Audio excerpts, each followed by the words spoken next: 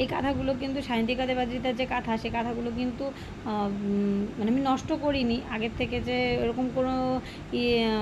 ভাবিও নি যে এরকম কারোর জন্য লাগবে, সেরকম ভাবিনি, কিন্তু নষ্ট করা হয়নি, রেখে দেওয়া হয়েছিল, সেজন্য আর কি রয়েছে। আর সাথে এই কাঁথাগুলো কিন্তু আমি ওর উদ্দেশ্য করে সেলাই করা হয়নি, আমি ওর উদ্দেশ্য করে কিছু করিনি। তো এইগুলো হচ্ছে কি হয়েছে, আমরা নিজেরা যে কাঁথা ব্যবহার করি সেই কাঁথাগুলো একটু ছিঁড়ে ছিঁড়ে গেছিলো, তো সেই জন্য আমি ওই কাঁথাগুলোকে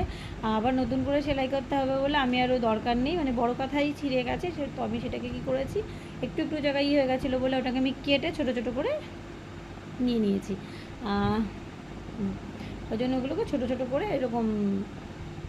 রেখেছি আর কি। যাই হোক, তো এইভাবে কাঁথাগুলো আছে। কারণ দেখো, আমার না নিজেকে সব কিছু গুছিয়ে রাখতে হচ্ছে। আমি যদি বাড়ির থেকে এখন, মানে আমাকে যদি যে কোনো মুহূর্তে, বললাম না হসপিটালে ভর্তি করতে হতে পারে, আমি যদি এক্ষুনি চলে যাই না, আমাকে আমার জিনিস গুছিয়ে দেওয়ার মতো কেউ নেই, যে ও ওখান থেকে দেবে, সেরকম কিন্তু কেউ নেই, যার জন্য আমার জিনিসগুলো আমাকেই গুছিয়ে রাখতে হচ্ছে। আর আলাদা করে রেখে যাচ্ছি, মানে আলাদা করে রাখছি আর কি, রেখে যাচ্ছি না, আলাদা করে রাখছি, যাতে করে তোমার হচ্ছে সায়ন্তিকাকে বলে রেখেছি, ওদের বাবাকে বলে রেখেছি যে এই জিনিসগুলো আমাকে যদি মানে হঠাৎ করে ধরো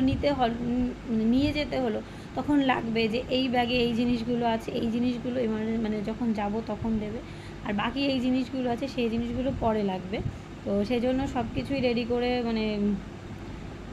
রেখে সব কিছুই রেডি করে রাখছি